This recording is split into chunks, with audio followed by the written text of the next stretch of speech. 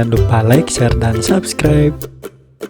Halo teman-teman semua, balik lagi di channel Guru Kelas. Nah, dalam video kali ini Kak Ari akan membagikan atau membahas video materi mengenai uji kompetensi bab 6, bab energi dalam sistem kehidupan. Mari kita simak. Nomor 1, karbohidrat, lemak, dan protein merupakan sumber energi. Apa yang terjadi jika kita kelebihan mengonsumsi zat-zat tersebut? Bagaimana jika kekurangan? Coba jelaskan. Oke, yang pertama kita bahas dulu karbohidrat ya.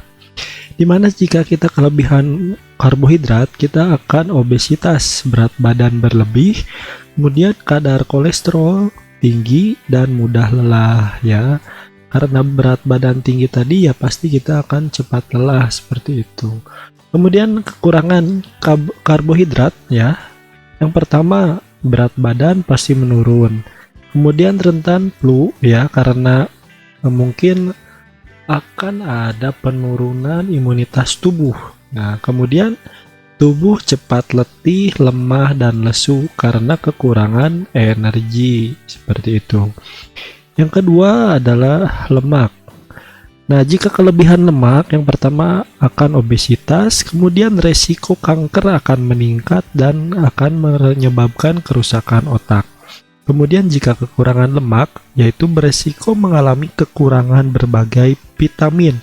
Nah, sebagaimana fungsi lemak ini sebagai pelarut vitamin A, D, E, dan K. Jadi jika ada vitamin yang kalian makan itu tidak akan diserap oleh tubuh kalian. Kemudian sering merasa kedinginan karena lemaknya sedikit dan depresi seperti itu.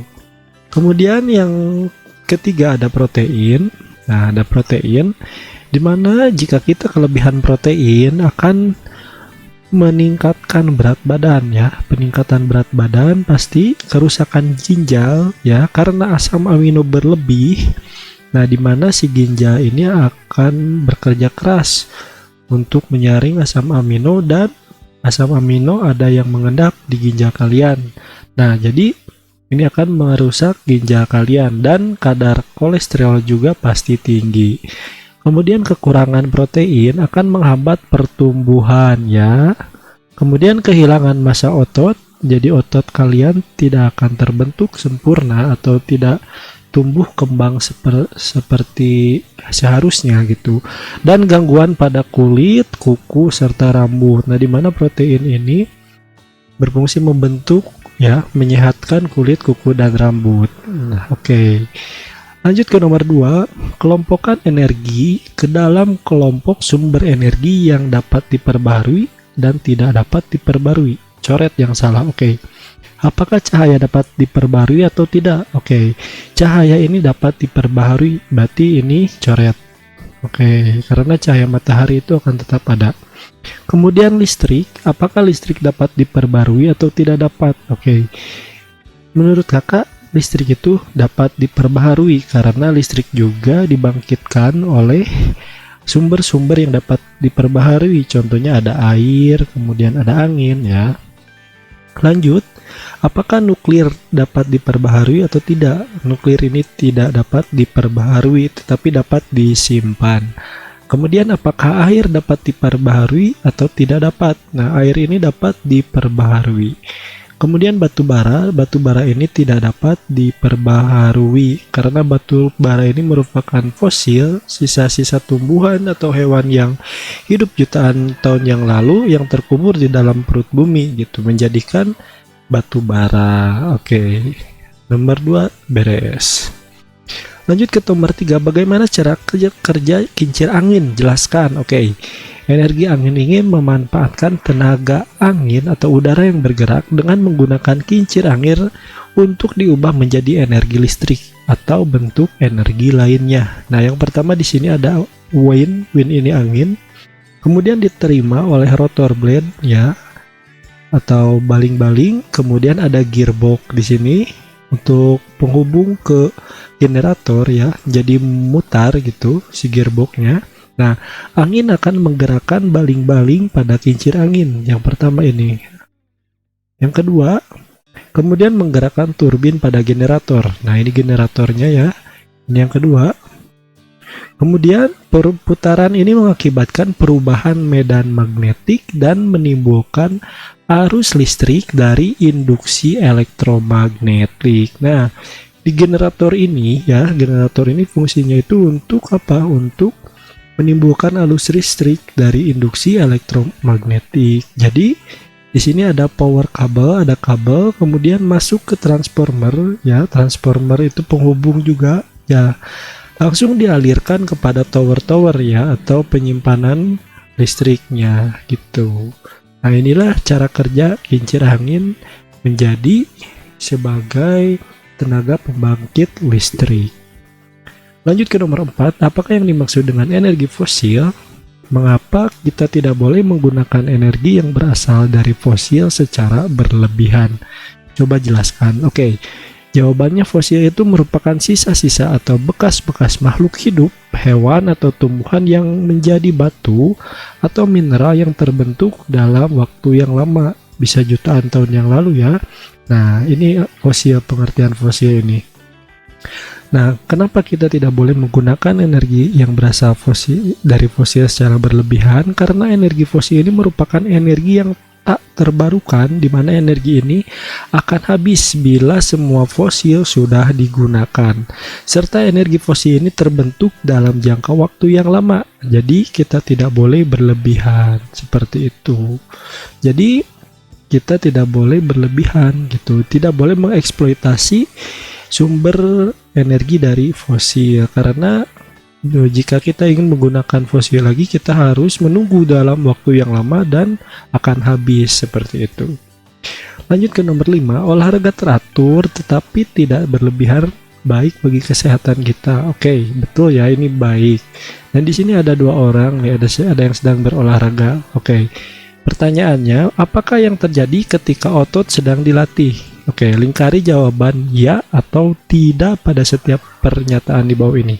Oke, apakah hal di bawah ini terjadi ketika otot dilatih atau bekerja? Oke, ini ya, ketika dilatih, betul.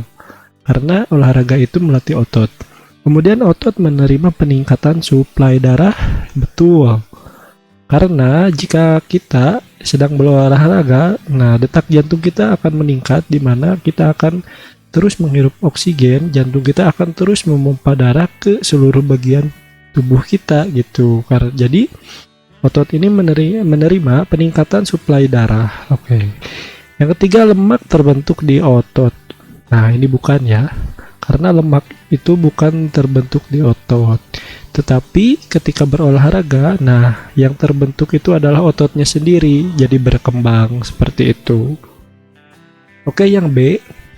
Mengapa kamu harus bernapas lebih dalam ketika atau sedang berolahraga daripada ketika sedang beristirahat? Coba jelaskan. Nah, jadi karena tubuh itu memerlukan suplai oksigen yang banyak untuk memompa jantung agar menghasilkan energi yang banyak ketika bergerak, apalagi berolahraga. Nah, dibandingkan dengan beristirahat itu suplai oksigen normal, berbeda dengan kita sedang berolahraga seperti itu.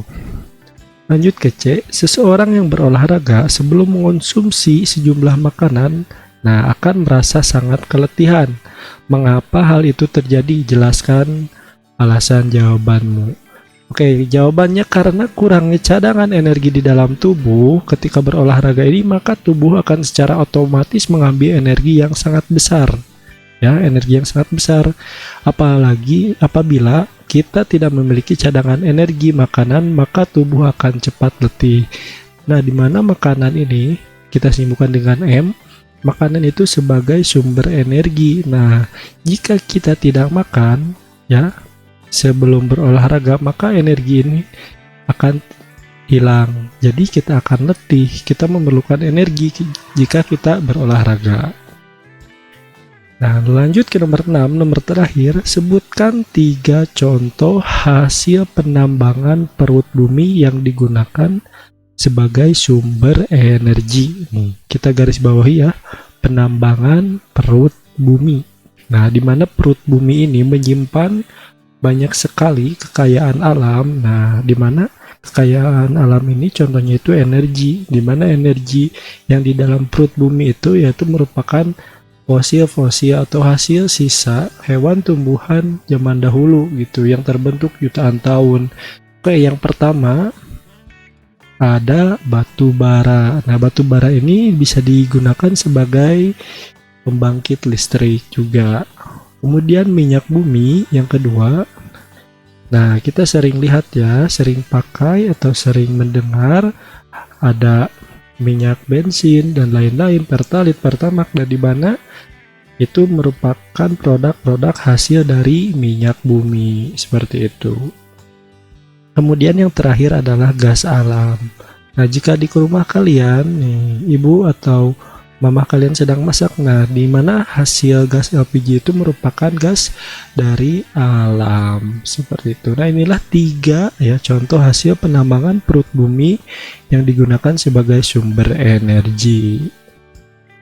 Sekian video yang dapat kakak sampaikan mengenai uji kompetensi bab 6 mengenai energi dalam sistem kehidupan.